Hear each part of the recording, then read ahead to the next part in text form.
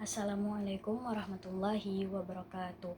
Perkenalkan, nama saya Syifa Lena Rival dari Fakultas Tarbiyah dan Keguruan, jurusan Pendidikan Agama Islam, angkatan 24A. Hari ini saya akan membahas mengenai konsep pendidikan menurut Ibnu Khaldun dan relevansinya terhadap pendidikan modern. Kita masuk kepada pembahasan konsep pendidikan menurut Ibnu Khaldun. Menurut beliau, pendidikan adalah sebagai proses penjelasan ilmu pengetahuan dan keterampilan. Tujuannya ialah untuk memperoleh rezeki dan memajukan masyarakat. Maksudnya, pendidikan merupakan proses untuk menjelaskan ilmu pengetahuan dan keterampilan dalam berbagai aspek. Tujuannya adalah untuk meningkatkan rezeki dan memajukan masyarakat sesuai dengan kecenderungan individu. Beliau percaya bahwa pendidikan itu berperan dalam menciptakan masyarakat yang berbudaya dan memastikan keberlanjutan sosial di masa depan. Dengan demikian, pendidikan difokuskan untuk mengembangkan manusia menjadi sumber daya yang berkualitas. Beliau juga membagi kemampuan berpikir manusia menjadi 3 tingkat. Yang pertama ada al-aqal al-tamyiz, ya artinya akal pemisah. Maksudnya ialah ini adalah tingkat akal yang paling dasar, di mana kemampuan berpikir terbatas pada pemahaman terhadap hal-hal yang hanya bisa ditangkap oleh panca indera seperti penglihatan maupun pendengaran. Di sini manusia hanya dapat membuat deskripsi berdasarkan apa yang mereka lihat dan apa yang mereka amati. Yang kedua ada deskripsi atau penggambaran atau al-tasawurat, konsep untuk memanfaatkan manusia. Pada tingkat ini berfokus pada kemampuan untuk membentuk konsep dari pengalaman dan pengetahuan yang diperoleh. Nah, di sini individu tidak hanya menggambarkan apa yang ada, tetapi juga mulai memahami dan menggali lebih dalam sehingga dapat menghasilkan manfaat baik bagi dirinya sendiri maupun orang lain. Nah, yang ketiga ada al-aqal al-tarbiyi, artinya akal eksperimental. Ini adalah tingkat berpikir yang lebih maju di mana individu dapat menghasilkan ide-ide kreatif dan mengekspresikan etika serta norma dalam interaksi sosial. Di tingkat ini pemikiran melibatkan refleksi dan analisis yang lebih tajam, yang memungkinkan suatu individu itu bisa berkontribusi nih secara aktif dalam masyarakat dan membangun hubungan yang lebih baik dengan orang lain. Jadi, pembagian akal tadi menunjukkan bagaimana kemampuan berpikir manusia menurut beliau berkembang dari pemahaman dasar tentang dunia fisik menjadi kemampuan untuk berpikir kritis dan beretika dalam konteks sosial. Nah, selanjutnya kita masuk mengenai pemikiran-pemikiran beliau mengenai tujuan, metode, kurikulum maupun pendidik. Pertama kita masuk ke tujuan. Menurut beliau, tujuan pendidikan itu bersifat beraneka ragam dan universal. Berikut adalah beberapa tujuan pendidikan. Yang pertama, ada tujuan peningkatan pemikiran. Ibnu Khaldun menekankan bahwa pendidikan itu bertujuan untuk memberikan kesempatan kepada akal untuk terus aktif dan prestasi. Nah, melalui proses menuntut ilmu ini, diharapkan individu dapat meningkatkan potensi akalnya serta mendorong upaya memperoleh pengetahuan dan melestarikan pengetahuan. Setiap individu kan memiliki potensi akal yang berbeda-beda. Nah, potensi ini dapat berkembang dengan dilakukan latihan secara mandiri ataupun diajarkan. Yang kedua, ada tujuan peningkatan kemasyarakatan. Nah, pendidikan tidak hanya berfokus pada pengembangan potensi individu, tetapi juga memberikan keterampilan personal yang penting nih untuk berinteraksi dan hidup di masyarakat. Hal ini mencakup agar mempersiapkan individu untuk dapat beradaptasi dengan lingkungan sosial, serta mengajarkan keterampilan. Yang ketiga, ada tujuan pendidikan dari segi kerohanian. Nah, Ibnu Khaldun juga menyoroti pentingnya meningkatkan dimensi kerohanian manusia. Hal ini dilakukan dengan memperbanyak praktik ibadah, zikir pengingat kepada Allah, khalwat, menyendiri, dan mengasingkan diri dari keramaian untuk tujuan spiritual. Dengan ini, pendidikan juga berperan dalam membentuk karakter dan spiritualitas individu.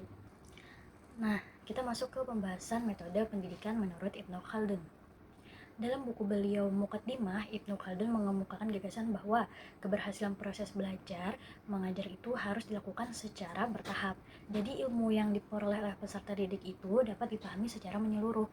Mari kita bahas metode pendidikan yang disarankan oleh beliau. Yang pertama ada metode diskusi, yaitu menghindari hafalan tanpa memahami. Nah, di sini beliau sangat menghindari metode verbalisme di mana peserta didik itu hanya menghafal tanpa memahami.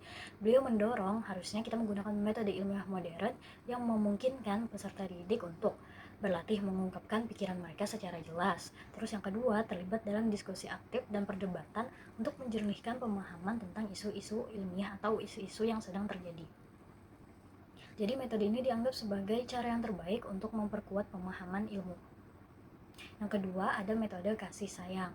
Nah, beliau menolak penggunaan kekerasan dalam pendidikan termasuk hukuman fisik.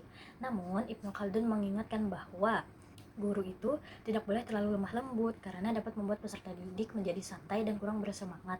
Terus juga diperlukan keseimbangan nih antara kelemah lembutan dan ketegasan tanpa harus berujung pada kekerasan fisik. Yang ketiga, metode ceramah, yaitu menggunakan penjelasan dan tanya jawab dalam belajar mengajar. Nah, metode ini terbilang efektif untuk menyampaikan informasi secara langsung, karena yang dilakukan adalah tanya jawab secara langsung antara guru dan peserta didik. Yang keempat, ada metode keteladanan. Ini pentingnya guru sebagai contoh bagi siswa agar mereka bisa meniru perilaku yang baik. Karena manusia itu cenderung meniru karakter orang lain, terutama guru atau figur yang mereka idolakan kan. Nah, pentingnya metode keteladanan ini dapat kita lihat dari peran guru itu harus menjadi teladan dalam ilmu maupun akhlak. Terus yang kedua, kesempurnaan pendidikan itu diperoleh melalui pengalaman belajar dari guru yang berpengaruh. Jadi, metode pendidikan yang diusulkan oleh Ibnu Khaldun ini menunjukkan betapa pentingnya pendekatan yang beragam dalam proses belajar mengajar. Tidak hanya menggunakan satu pendekatan, tapi kita bisa menggabungkan seluruh pendekatan tersebut agar menciptakan lingkungan belajar yang lebih efektif dan menyeluruh. Kira ada metode pengulangan menurut Ibnu Khaldun. Nah, menurut beliau, pendekatan ini penting dalam pendidikan untuk meningkatkan pemahaman peserta didik. Jika peserta didik itu belum sepenuhnya memahami materi yang disampaikan oleh guru, maka pendidik harus mengulanginya agar pemahaman mereka itu meningkat tanpa adanya keraguan. Nah, sekarang kita masuk ke pembahasan mengenai kurikulum menurut Ibnu Khaldun. Dalam kurikulum pendidikannya, Ibnu Khaldun itu membagi pendidikan menjadi dua tingkatan. Yang pertama ada tingkat pemula, yaitu fokus pada pembelajaran Al-Quran, karena Al-Quran sebagai sumber utama agama dan ilmu pengetahuan. Materi ini tidak hanya menanamkan akidah dan keimanan, tetapi juga membangun akhlak mulia serta karakter yang baik sebagai hamba Allah. Yang kedua ada tingkat atas. Nah, yang memiliki dua klasifikasi lagi nih. Yang pertama ada ilmu yang berkaitan dengan Allah seperti ilmu syariah, tafsir, hadis, fikih ataupun tasawuf. Yang kedua ada ilmu yang tidak langsung berkaitan dengan Allah seperti ilmu bahasa, logika, astronomi dan fisika. Nah, berdasarkan pembagian dua tadi dapat disimpulkan lagi menjadi dua kategori. Yang pertama ada ilmu naqilat, yaitu ilmu yang bersumber dari wahyu dan tradisi yang berasal dari Allah. Dan ilmu akliyat, yaitu ilmu hasil pemikiran dan perenungan manusia berlaku untuk semua makhluk yang berakal. Beliau juga memberi nasihat agar guru itu tidak mengajarkan terlalu banyak materi ataupun ilmu kepada anak-anak sekaligus untuk mencegah kebingungan dan perasaan gagal dalam diri peserta didik. Ini menekankan pentingnya pengajaran Al-Quran sebagai prioritas utama saat anak telah mencapai pemikiran yang cukup, agar akidah mereka itu menjadi kuat. Nah, dalam pengajaran bahasa, beliau menyarankan agar anak-anak itu mempelajari ilmu alat, bahasa Arab contohnya, hanya sebagai sarana untuk mengekspresikan pikiran mereka, tanpa terjebak dalam kesulitan yang berlarut-larut. Dan pendidik tidak boleh bersifat otoriter atau hukuman yang hanya boleh diberikan jika benar-benar diperlukan. Nah, kita masuk ke pembahasan pendapat beliau mengenai pendidik. Seorang pendidik itu dapat dikatakan berhasil dalam tugasnya apabila berhasil memiliki sifat-sifat yang mendukung profesionalismenya. Di antaranya, pendidik itu hendaklah lemah lembut. Beliau setuju dengan hukuman atau punishment, tetapi harus dilakukan secara adil dan merupakan pilihan terakhir dalam mengatasi masalah peserta didik. Terus yang kedua, ada pendidikan itu hendaknya menjadikan diri sebagai uswatun hasanah nih, teladan bagi para peserta didik. Yang ketiga, ada pendidik itu hendaknya memperhatikan kondisi peserta didik dalam memberikan pengajaran sehingga metode dan materi dapat disesuaikan secara proporsional berdasarkan kemampuan mereka. Terus ada pendidik hendaknya mengisi waktu luang dengan aktivitas yang berguna. Menurut beliau, di antara caranya yang paling baik adalah mengisi waktu senggang dengan membiasakan anak membaca, terutama membaca Al-Quran, sejarah, syair-syair, hadis Nabi maupun bahasa Arab.